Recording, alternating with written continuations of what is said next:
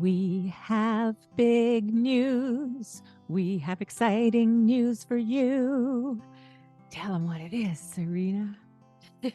We are super excited to announce that we are starting our first membership this January 2024. Yay! Membership.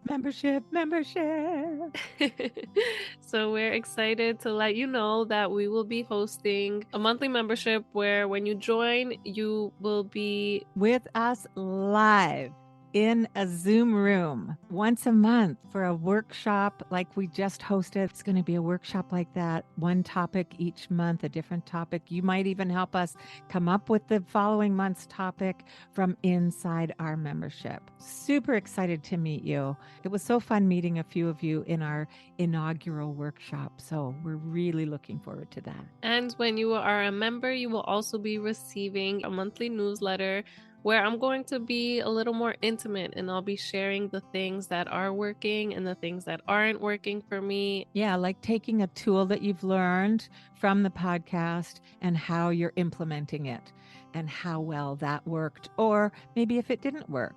And then Amma can put in my 2 bits worth. We'll see how that goes. But a membership newsletter and a membership live Zoom room workshop starting in January 2024. Can sign up through our Patreon link in the show notes. Yeah. Yes, everything will be in the show notes, and we can't wait to see you there, listeners. We can't wait. Yay. All right, mamas. So, following last week's episode on why we shouldn't bribe, this week we are going to speak about the effects that the sweets have, because usually we're bribing with sweets. And so we're going to talk about why not to bribe with sweets, why it is important not to force meals, and how to have a positive food association. So this is really a holistic approach to being nurturing parents, and it all ties into our parenting, into wanting the best for our kids. So it's an interesting conversation to have. Hopefully you'll learn a lot, and let's dive into it. Hey, Mama, welcome to the Nurturing Parent Podcast. Do you want to end the constant battles for bath time? Do you find yourself emotionally exhausted at the end of the day? Do you wake up with big hopes for a smooth day of fun with your little ones, only to face an early morning meltdown because you peeled their banana the wrong way? Silly you. Silly you. Hey, I'm Sareena. I'm a mama of 2 little ones, and as a new mama, I constantly questioned myself. I wanted to make sure I was raising respectful kids while also building a strong bond with them. But I discovered that I had to unlearn my ideas that punishment was the way. With Lisa's encouragement, I've been practicing a respectful and gentle parenting approach, which is strengthening our bond as a family. And hi, I'm Lisa. Amma means grandmother in Icelandic. I am a mama and an amma.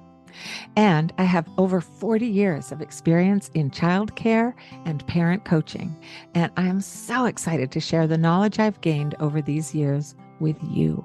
Together in this podcast, each week we will explore some easy to implement skills you can add to your parenting tool belt to help you create a happy, thriving family. So, following last week's discussion on bribes and usually bribing our kids with sweets, I wanted to have this conversation because if I am bribing my daughter, if she's jumping off the walls and I'm experiencing or she's demonstrating a behavior that I don't want and I'm bribing her with sweets, usually I'm going to get more of that behavior, if not worse, after she has the sweets. So if I'm saying you'll get ice cream after dinner, if you eat all your dinner, then after she eats the ice cream, I know we're going to be struggling with meltdowns and I'm going to get more frustrated and yelling and, the ripple effect that happens after that.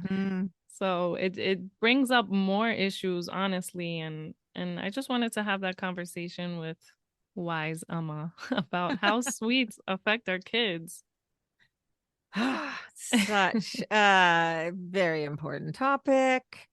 I guess first of all, I'll just say that we live in a culture in North America, certainly, and I don't know where you are from, listener, but most of our cultures around the world now, many of them are so overladen with sweetness and sugar. Sugar sells because we get addicted to sugar. And anyway, so that's just the overarching problem is that we use way too much sweetness in our diets. It affects our health throughout our lives. But specifically, let's look at this idea. First of all, let's look at bribing our children with the sweet foods. We're not going to go back into the bribing, but we're going to look at particularly using sweets as a bribe and what that can cause. Then we're going to look at, how important it is to not force your child to eat their meal or parts of their meal, whatever.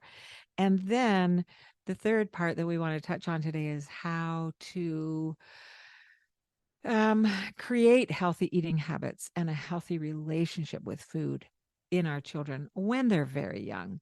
We can start when they're very, very young and work our way up. And if your children are a bit older already and they have some negative associations with food or with eating, meal times, whatever, then some of what we're going to share today could help.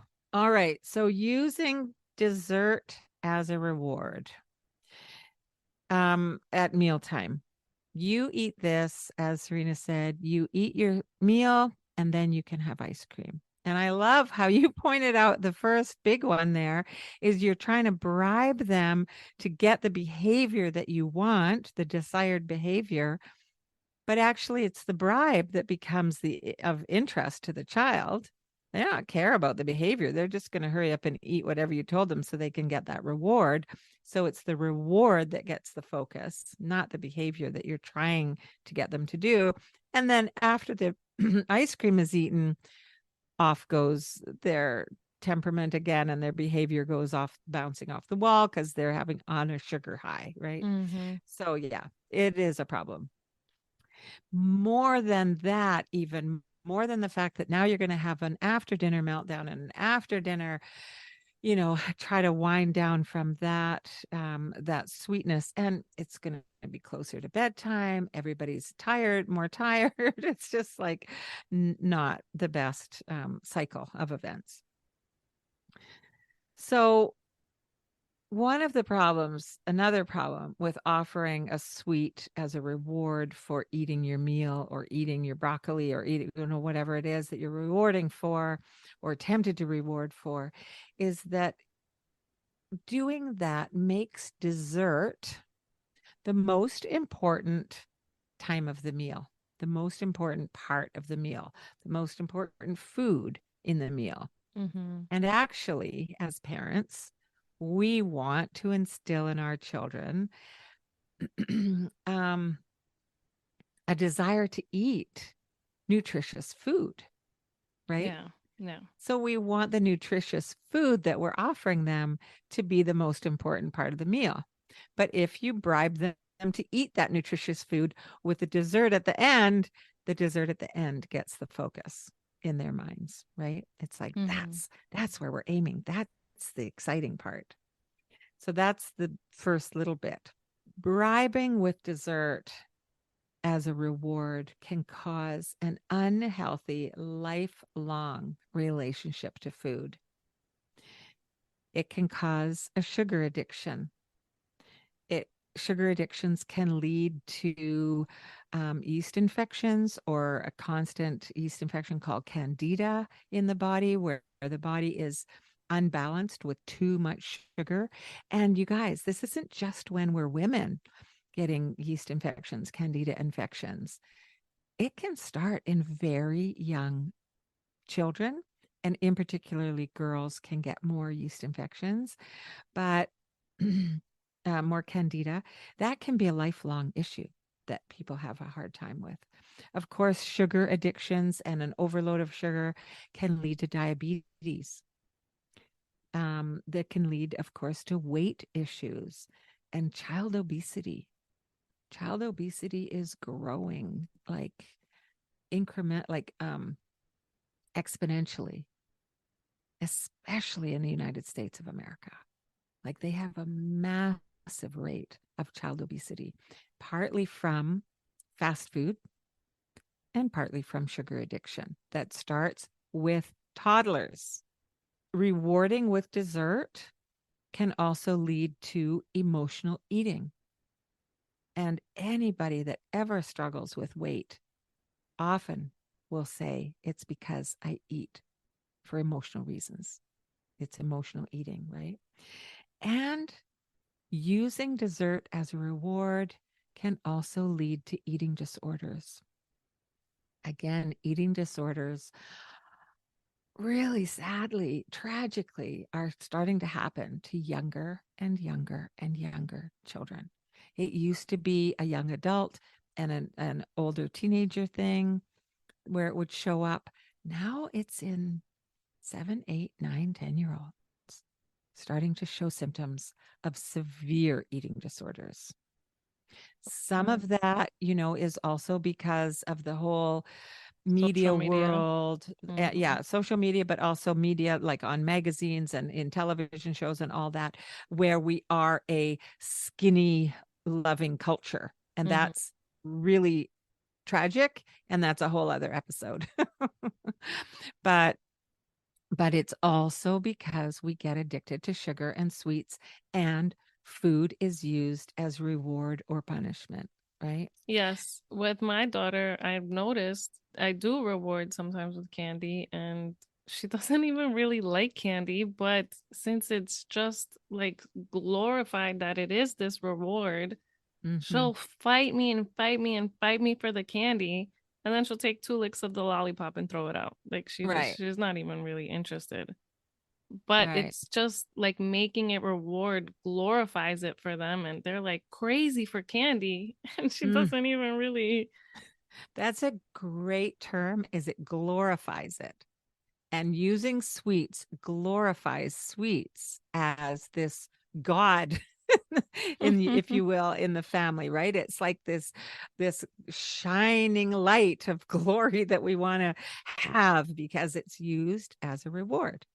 So a whole unhealthy world of relationship to food and relationship to meals and mealtime.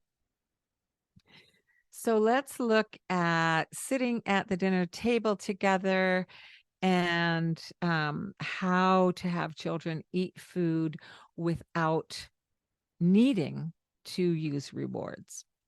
And I did touch on in a previous episode, um, please don't use devices at the table to entertain your children. Our table time is a time for talking and a time for interacting with one another socially. We are social mammals. We're not the type of mammal that is off on its own, like a lone wolf, although wolves are actually very social creatures too. But we are pack animals. We live in clans and that kind of thing naturally. So we want to have meal times together, but we do not want to force our children to eat Mhm. in different ways. We don't want to force them to try a new food. You can encourage them, but really like saying, I'm going to put it on your plate and I want you to taste it. Forcing around food most often backfires. What children put in their mouths and consume, eat, or drink, and what they eliminate out the other end, those are the two areas of life that they learn very early in life, by the time they're toddlers, that they have some control over what goes in and when or where what comes out, as in, learning to sit on a potty or still wanting to be in a diaper, that kind of thing. But what goes in their mouths, they see that they have control. So by forcing a child to taste something new, by forcing them to finish everything on their plate, by forcing them, you eat this, nutritious food, and you'll get that glorified sweet food over there. Any of those kinds of forcing around mealtime actually can create power struggles. It doesn't help them extend their desire for new foods. It just creates power struggles. Mhm. Having a big selection of food on the table, yes. Offering them some new foods, yes. Saying you could have half a spoonful of this and see if you like it. And if you don't like it, you don't have to eat it. But if you do like it, you can have a full spoonful.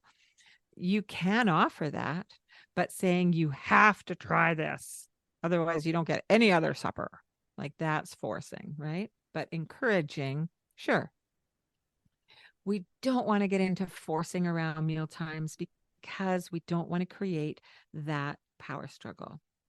We also do not want to create food and mealtime anxiety. And that can really happen when we've got that you do what I tell you to do around your food.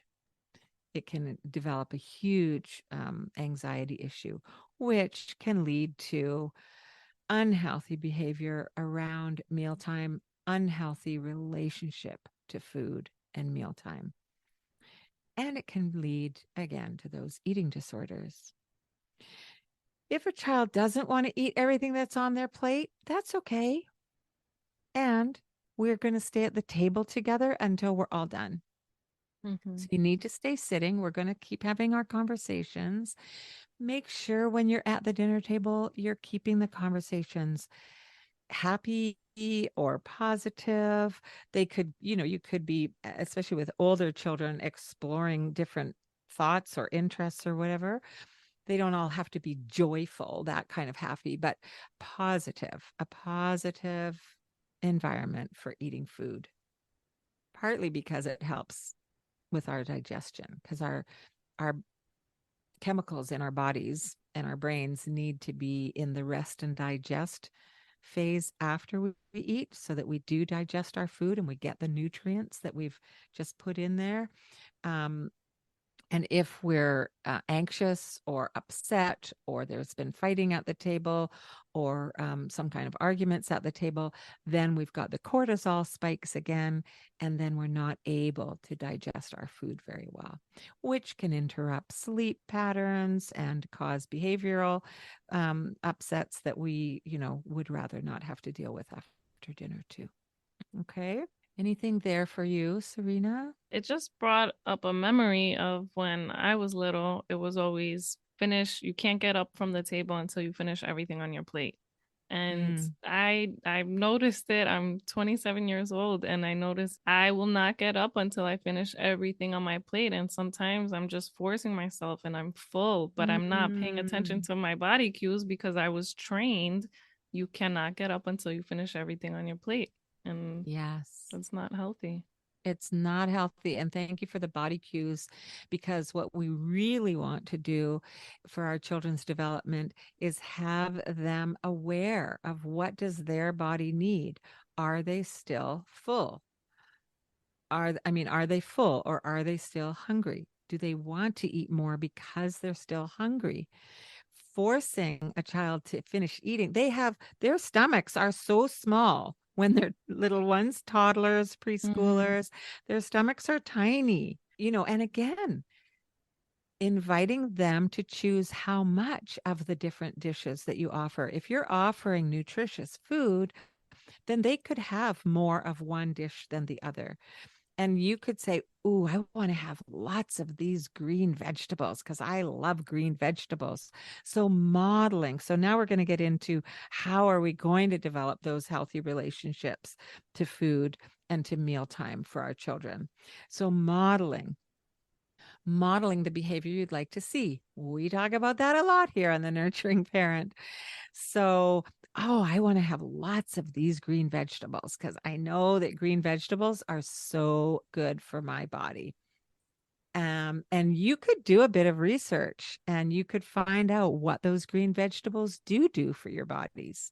And then you could share that little bit of information if you wanted. or Oh, put I on think I'm going Popeye, show them the to. muscles. And oh, I'm going to have extra protein because there's protein in this fish over here, and I'm going to have extra of those because that does build muscle. I know that does build muscle, and it builds brain power. So we get to be smart and we get to be strong by eating lots of the protein.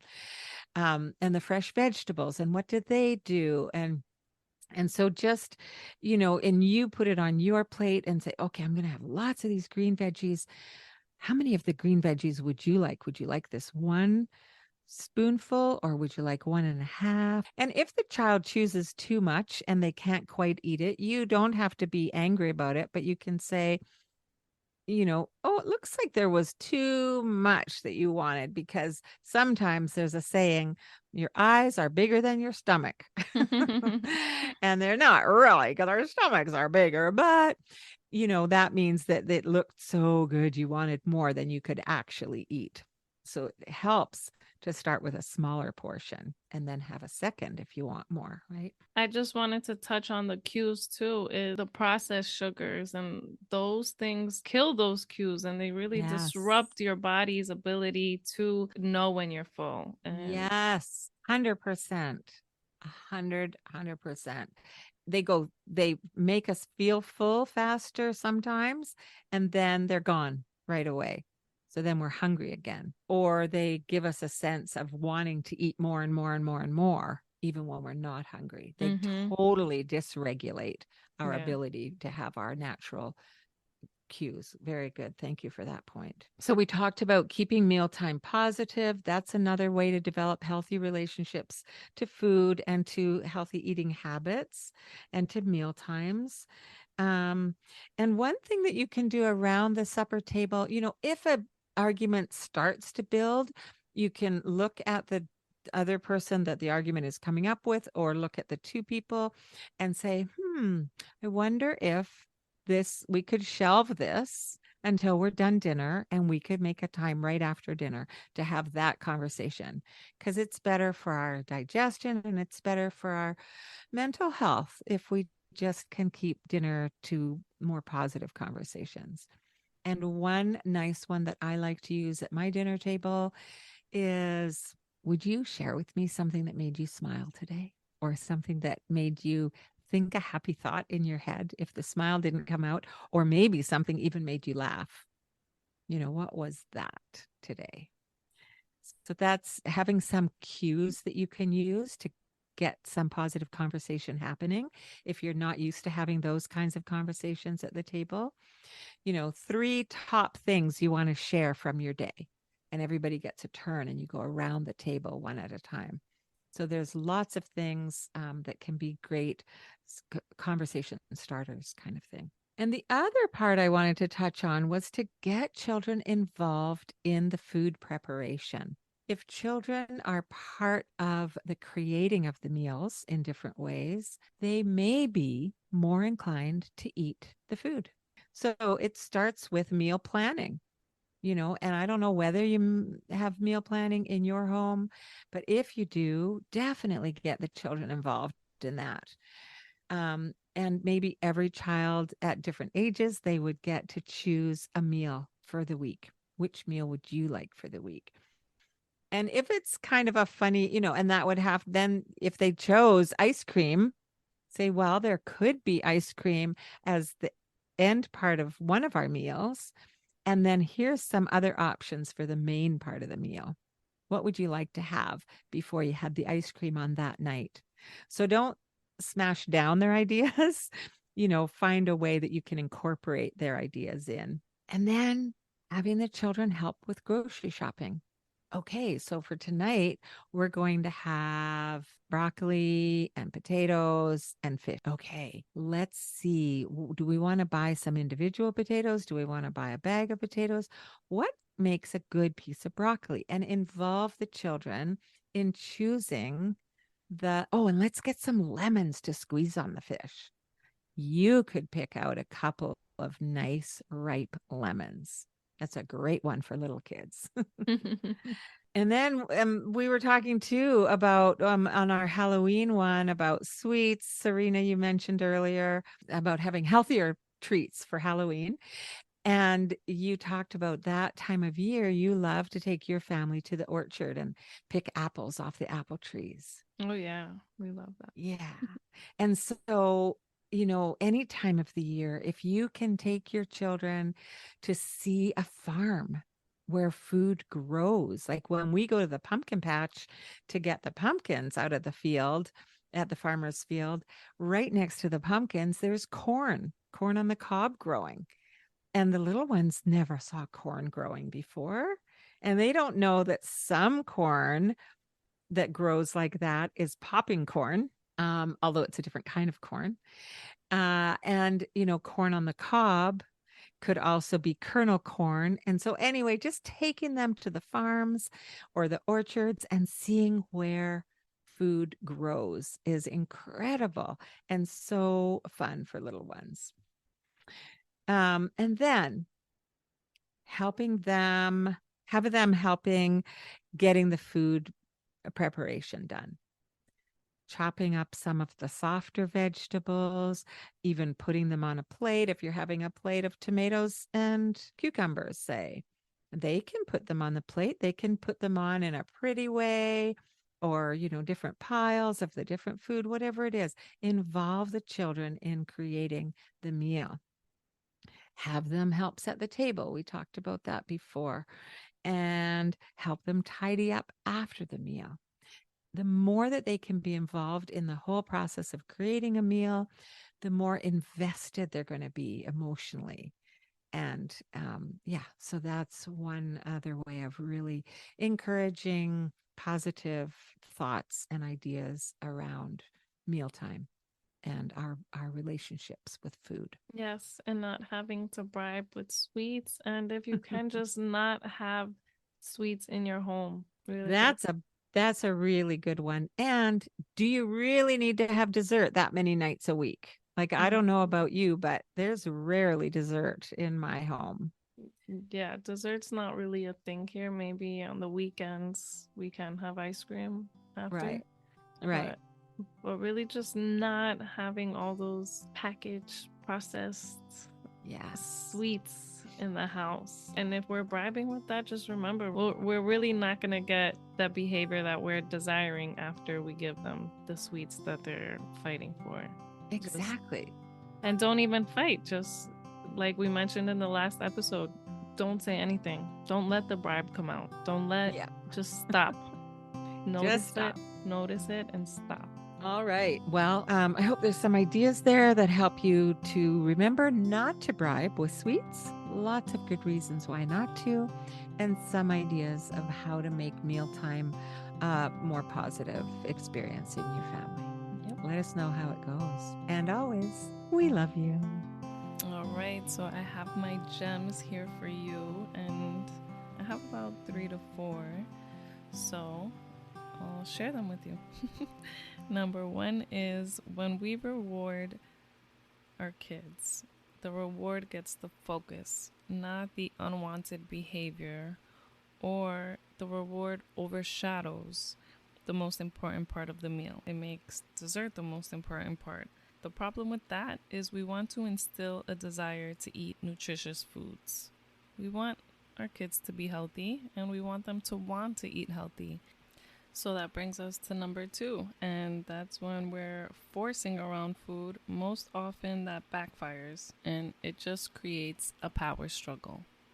And the back and forth, the fighting, and if we're just giving our kids nutritious foods, then it doesn't matter how much they eat of one thing because they're getting their nutrients in. And number 3 is modeling the behavior we want to see.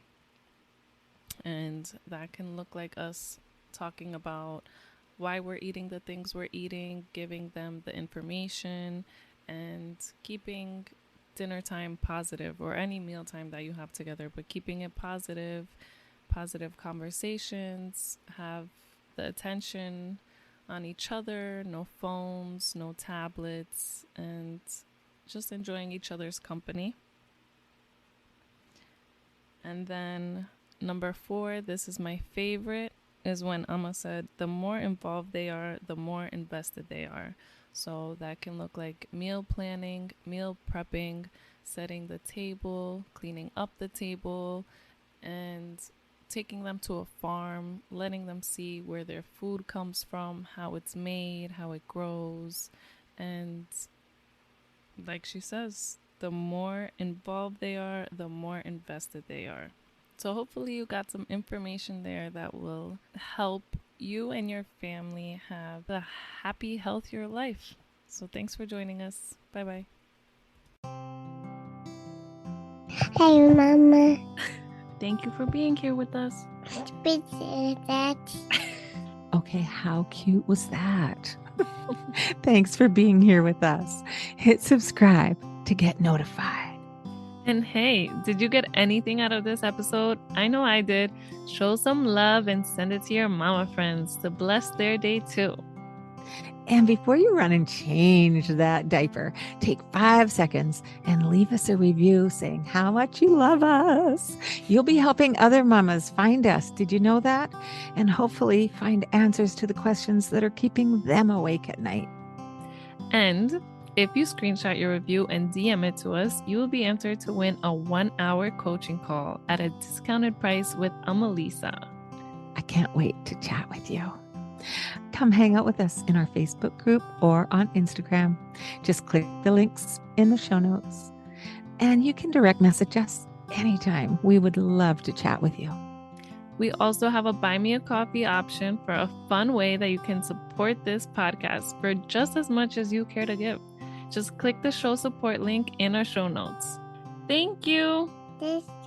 See you next week.